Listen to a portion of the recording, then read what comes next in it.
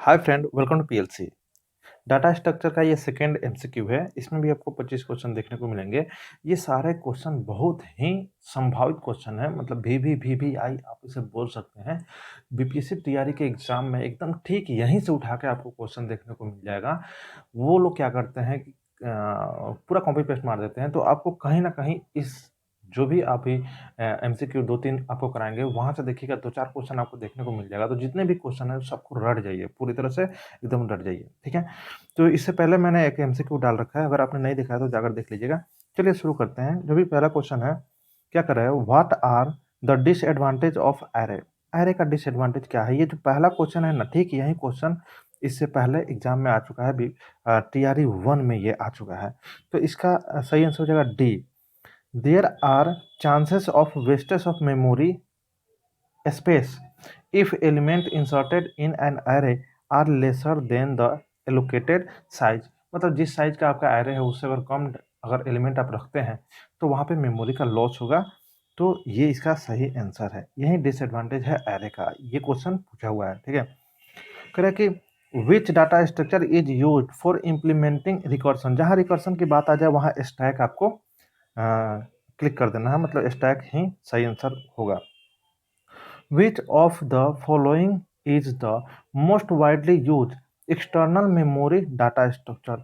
External memory data structure में B tree का इस्तेमाल किया जाता है सबसे ज़्यादा। What is an AVL tree? Self balancing tree भी इसे हम लोग बोलते हैं AVL ट्री को। तो इसका सही आंसर हो जाएगा B, a tree which is balanced and is a height balance tree. ये बैलेंस होता है, अपने हाइट को हमेशा बैलेंस करके रखता है। पांचवा जो है, क्या कर रहा है, which is the most appropriate data structure for reversing a word. Word को रिवर्स करना हो वहां पे भी स्टैक की ही जरूरत पड़ेगी आपको। छठा जो क्वेश्चन है, कह रहा है कि what is the advantage of A hash table. Hash table एक तरह का मतलब अब देखते होंगे, हैश टेबल में जो भी मेंटेन किया जाता है डाटा स्ट्रक्चर, वो काफ़ी फास्ट एक्सेस प्रोवाइड करता है। हैश टेबल से यही फायदा होता है कि ये बहुत फास्टर एक्सेस ऑफ डाटा आपको प्रोवाइड कर देता है। तो जहाँ जहाँ डाटा स्ट्रक्चर में हैश टेबल का इस्तेमाल किया जाता है वो बहुत ही फास्ट काम करता है। जो साथ है उसमें देखते हैं, what is A D Q. ये भी क्वेश्चन पूछा हुआ है, बीपीएससी टीआरई 1 का ही क्वेश्चन है। जो भी इसमें से देखिएगा तो कुछ ना कुछ आपको क्वेश्चन बीपीएससी टीआरई 1 टीआरई 2 में भी 2 एग्जाम हुआ था, 9th-10th के लिए भी और 11th-12th के लिए भी। उन दोनों में क्वेश्चन आपको देखने को मिल जाएगा। तो ये बहुत ही हाई लेवल नहीं बोल सकते हैं कि वही लेवल है जो बीपीएससी का लेवल है, उसी लेवल का मैं एमसीक्यू आपको दे रहा हूँ। काफ़ी यूजफुल है ये। कह रहा है कि व्हाट इज डी क्यू, तो इसका सही आंसर हो जाएगा C, A queue with insert and delete defined for both front and rear end. मतलब देखिए का मतलब क्या आता है, दोनों फ्रंट से आप इंसर्शन और डिलीशन कर सकते हैं, वही वाली बात कर रहा है। वो भी एक तरह क्यू ही होता है, लेकिन दोनों छोर से आप उसमें इंसर्शन और डिलीशन कर सकते हैं। आठवां जो है, क्या कर रहा है कि यहाँ पे एक कोड दे दिया गया है, ये भी बीपीएससी टीआरई 1 का क्वेश्चन है, ठीक है। ये टीआरई 1 में पूछा हुआ क्वेश्चन है। यहाँ पे एक दे दिया हुआ है पुश पॉप टॉप, ये फंक्शन को कॉल कर रहा है। यहाँ पे थोड़ा सा डिफाइन कर दिया। पुश का मतलब आप लोगों को पता भी होगा, पुश का मतलब एलिमेंट इंसर्ट करना, और पॉप का मतलब एलिमेंट को डिलीट करना, उसमें मतलब निकालना, और टॉप का मतलब है कि जो भी टॉप पोजीशन पे आपका एलिमेंट है उस एलिमेंट को रिटर्न कर देना। तो देखिए यहाँ पे जो जो फंक्शन कॉल किया है उसी अनुसार चलिए। पहले क्या कह रहा है कि 20 को पुश करना है, तो एक स्टैक है जिसमें आपने क्या कर दिया, 20 को पुश कर दिया। फिर उसके बाद यहाँ पे 4 को पुश किया गया है, तो 4 भी पुश कर लीजिए, ठीक है। फिर उसके बाद टॉप टॉप फंक्शन को कॉल किया जा रहा है, तो टॉप को आप कॉल कीजिएगा। तो अभी टॉप के पोजीशन पे 4 है, तो 4 आपका आउटपुट में आ जाएगा। लेकिन अभी और आगे बढ़िए, अभी डिसीजन मत लीजिए। फिर पॉप कह रहा है, पॉप करने का मतलब कि 4 को डिलीट कर दीजिए, 4 डिलीट कर दीजिए। फिर पॉप करना है तो इसका मतलब 20 को भी डिलीट कर लीजिए। तो इसका मतलब इन दोनों को अब हटा देते हैं, ठीक है। अभी आपका स्टैक खाली है। फिर आपको पुश करना है 5, तो अब 5 आप पुश कर लीजिए। तो अभी टॉप पोजीशन पे आपका 5 ही पड़ा है। अब फिर टॉप को आप कॉल कर रहे हैं, तो आउटपुट के तौर पे आपको 5 ही मिलेगा। तो सही आंसर हो जाएगा डी। अब 9th नंबर जो क्वेश्चन है, कह रहा है कि which of the following properties is associated with Q. Q में क्या होता है, फिफो होता है। फिफो, एकदम याद कर लीजिए, क्यू में फिफो, फिफो को फॉलो किया जाता है और स्टैक में लिफो को फॉलो किया जाता है। फिफो का फुल फॉर्म देख लीजिए, वही उसका सही आंसर हो जाएगा। ठीक है, तो बी।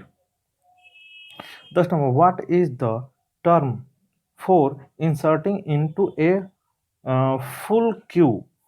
आपका क्यू पहले से फुल है, उसमें आप इंसर्ट कर रहे हैं तो उसको बोलेंगे ओवरलोडिंग, ओवरफ्लो, सॉरी, ओवरफ्लो। पहले से स्टैक आपका अगर फुल है, उसमें आप इंसर्ट करने की कोशिश कर रहे हैं तो उसको बोला जाएगा ओवरफ्लो। उसी तरह से क्यू भी पहले से अगर फुल है, अगर उसमें आप इंसर्ट कर रहे हैं तो उस सिचुएशन को बोला जाएगा ओवरफ्लो। चलिए 11 नंबर क्वेश्चन को देखते हैं। कह रहे advantage of linked list representation of binary trees over array. देखिए, एरे के मुकाबले लिंक लिस्ट का क्या फ़ायदा है, ये आपसे पूछ रहा था। आपको पता होगा कि लिंक लिस्ट से डायनेमिक मेमोरी आप एलोकेट कर सकते हैं, तो यही फ़ायदा है यहाँ पे। ठीक है, सही से क्या हो जाएगा, डी। अब 12 नंबर क्वेश्चन देते हैं। Disadvantages of linked list representation of binary tree over array. और डिसएडवांटेज भी अब पूछ रहा है। ठीक है, तो अब इसका डिसएडवांटेज क्या है, तो लिंक लिस्ट में आप रैंडम एक्सेस नहीं कर सकते हैं। ठीक है, तो सही आंसर हो जाएगा डी। लिंक लिस्ट का अगर इस्तेमाल कर रहे हैं तो लिंक लिस्ट में, चाहे वो डबल लिंक लिस्ट हो या सिंगल लिंक लिस्ट हो, उसमें आप रैंडमली एक्सेस आप नहीं कर सकते हैं। 13 नंबर क्वेश्चन पे आते हैं। कह रहा है कि which of the following traversing algorithm is not used to traverse in a tree. ये भी क्वेश्चन शायद पूछा हुआ है, उतना हमें याद नहीं आ रहा है, लेकिन इसका हो जाएगा डी। ये तीनों ट्रेवर्सिंग का ऑर्डर है, चौथा कोई ऑर्डर नहीं है। मतलब डी जो है ऑप्शन, वो कोई ऑर्डर नहीं है, झूठ मूठ का बनाया गया है, तो वहीं आपको एक तरह से और छांटना था। 14 नंबर क्वेश्चन है, इसको देखते हैं। What is the maximum number of children that A binary tree node can have. Binary tree का मतलब ही होता है कि ज़्यादा से ज़्यादा 2 ही चाइल्ड हो सकता है, एट मोस्ट 2 चाइल्ड। तो सही आंसर हो जाएगा सी। अब यहाँ पे एक आपको फिगर दिया गया है, बोल रहा है कि the following given tree is an example of. ये जो फिगर है, ये किस ट्री का एग्जाम्पल है, तो ये बाइनरी ट्री है। तो फिर आपको लगेगा कि बाइनरी सर्च ट्री भी हो सकता है, एवीएल ट्री भी हो सकता है। देखिए, बाइनरी सर्च ट्री इसीलिए नहीं है, बाइनरी सर्च ट्री तभी होता है जब इधर आया था 16 और इधर आया था, हालांकि इधर 12 आया था तो भी नहीं होता। ठीक है, हाँ, मतलब कि नोड से जो बीच वाला है 10, इससे बड़ा अगर इस साइड में दिख रहा है तो, और इधर इधर छोटा अगर दिख रहा है, लेफ्ट साइड में छोटा होना चाहिए, तब जाके आप उसको बोल सकते हो बाइनरी सर्च ट्री। लेकिन अभी जो फिगर है ये बाइनरी सर्च ट्री नहीं है, तो इसका सही आंसर क्या आ जाएगा, ए। अब यहाँ पे आपको 16 नंबर क्वेश्चन में क्या है कि एक फिगर यहाँ दे रहा है और फिर ये बाद में यही फिगर ऐसे बन जा रहा है, तो देखने से ही लग रहा है कि डी को यहाँ से डिलीट किया गया है। तो अब डी के बारे में ही यहाँ पे आपको सही ऑप्शन चुनना है, तो इसका सही ऑप्शन हो जाएगा सी, डिलीटिंग ए नोड विथ 0 और 1 चाइल्ड। तो डी एक ऐसा नोड है जिसके पास 1 चाइल्ड है, 2 चाइल्ड नहीं है। ठीक है, तो सही आंसर हो जाएगा सी, या तो 0 या 1 चाइल्ड है। 17 नंबर क्वेश्चन है, how many order or traversal are applicable to a binary tree. तो ट्रेवर्सल कितने प्रकार के होते हैं, तो सबको पता है 3 प्रकार के होते हैं। हाँ, यहाँ से कुछ क्वेश्चन है, ये सब क्वेश्चन आने की पॉसिबिलिटी है। ये डायरेक्ट क्या किया ना, फॉर्मूला से पूछ लिया है। कह रहा है कि if binary trees are represented in array. एक बाइनरी ट्री है जिसको एरे के द्वारा इम्प्लीमेंट किया जा रहा है। ठीक है, what formula can be use to locate a left child. और लेफ्ट चाइल्ड को लोकेट करने का क्या फार्मूला हो सकता है। ठीक है, तो लेफ्ट चाइल्ड को लोकेट करने के लिए जो फार्मूला होगा वो होगा ये, ऑप्शन ए, 2i+1।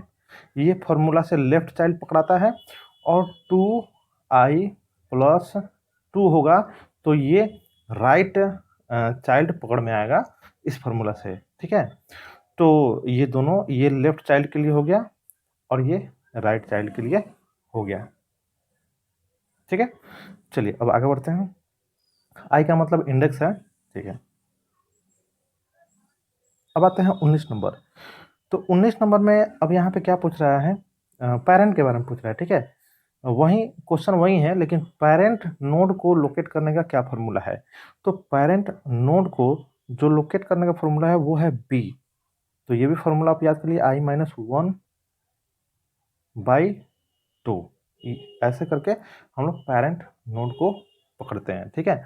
तो देखिए इस चीज़ को अगर थोड़ा सा मैं समय लेके एक्सप्लेन करूँ, थोड़ा सा मैं साइड में आता हूँ, ठीक है, और इस चीज़ को एक्सप्लेन करता हूँ।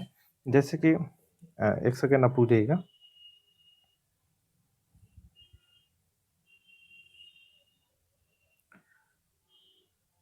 ठीक है, तो देखिए यहाँ पे हम कर रहे हैं जैसे कि ए, ये और ये बी, सी, ये ट्री ही हम बना रहे हैं, ठीक है। और ये हो गया आपका डी, और ये हो गया आपका ई, और इधर इसका लेफ्ट नहीं है सी का, डायरेक्ट राइट है, ये हो गया एफ।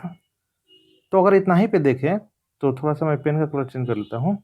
ये 0 इंडेक्स पे जाएगा, और ये जाएगा 1 इंडेक्स पे, ये जाएगा 2 इंडेक्स पे, ये जाएगा आपका 3 इंडेक्स पे, ये जाएगा आपका 4 इंडेक्स पे। एरे से इम्प्लीमेंट कर रहे हैं हम, एरे। और ये जाएगा 6 इंडेक्स पे।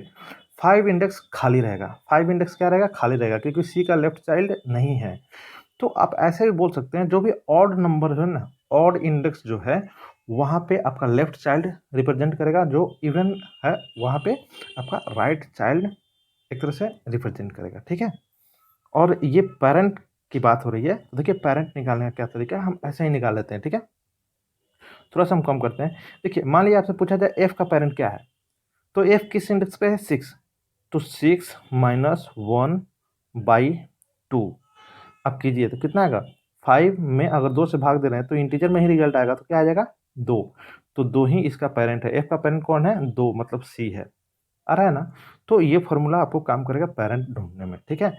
उसी तरह से अगर बी का चाइल्ड पूछा जाए, ठीक है, लेफ्ट चाइल्ड पूछा जाए, तो लेफ्ट चाइल्ड वाला फॉर्मूला आप लगा दीजिए, ठीक है।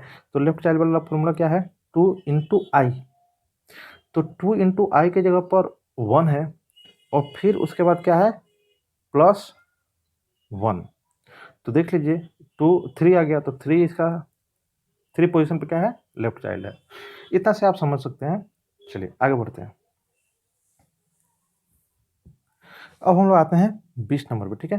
क्या है? Which of the following properties are obeyed by all 3 tree traversal. जो तीनों प्रकार का ट्री ट्रेवर्सल होता है, उसमें कौन सा एक प्रॉपर्टी है जो मतलब सेम ही रहता है तीनों में? तो वो जो प्रॉपर्टी है वो है ए ऑप्शन। मतलब कि जैसे कि लेफ्ट, यहाँ पे लिखा है left sub tree are visited before right sub tree, सही बात है। ये हो गया आपका pre order node, left sub tree फिर राइट सब ट्री। अब फिर ये हो गया in order, left sub tree फिर नोड और फिर राइट सब ट्री। और ये हो गया पोस्ट ऑर्डर LRN। तो हर जगह देख रहे हैं ना, एल पहले आ रहा है, आर से पहले एल पे ही विजिट किया जा रहा है। तो यही क्वेश्चन है। 21 नंबर क्वेश्चन को देखते हैं। कह रहा है कि what will be the height of a balanced full binary tree with 8 leaves. 8 leaves का है तो उसका हाइट क्या हो जाएगा? डी, या ऑप्शन क्या हो जाएगा? डी, 4 उसका हाइट हो जाएगा, ठीक है। चलिए अब हम 22 नंबर पे आते हैं। 22 नंबर में यहाँ पे थोड़ा सा मैं जूम कर रहा हूँ, पहले क्वेश्चन में पढ़ देता हूँ। क्वेश्चन क्या कर रहा है? The figure shown below is a balanced binary tree. ये बैलेंस्ड बाइनरी ट्री है। If node P is deleted, which of the following node will get unbalanced. इसमें से P को डिलीट किया जा रहा है, तो कौन अनबैलेंस्ड हो जाएगा, ठीक है। अब इस P को अगर आप डिलीट कीजिएगा तो इसमें अनबैलेंस्ड कौन सा होगा? तो अनबैलेंस्ड आपका U होगा। तो क्या हो जाएगा? इसका सही आंसर हो जाएगा A, ठीक है। चलिए आगे बढ़ते हैं। 23। अब 23 में देखिए यहाँ कर विच of the following which of the below diagram is following AVL tree property. इसमें से कौन एवियल ट्री है, ये आपको खोजना है। तो 2 ही आपका एवियल ट्री है, 2 नंबर वाला एवियल ट्री है, ठीक है। तो इसका सही आंसर हो जाएगा सी, सी, ठीक है।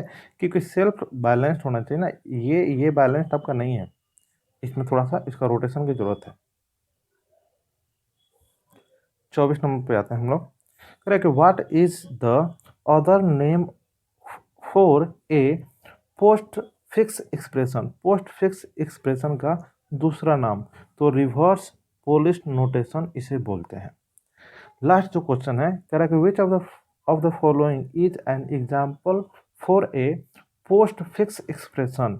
तो पोस्ट फिक्स एक्सप्रेशन में ऑपरेटर बाद में होता है, ठीक है, और दोनों ऑपरेंड के बाद में होता है, तो सही आंसर क्या हो जाएगा? बी।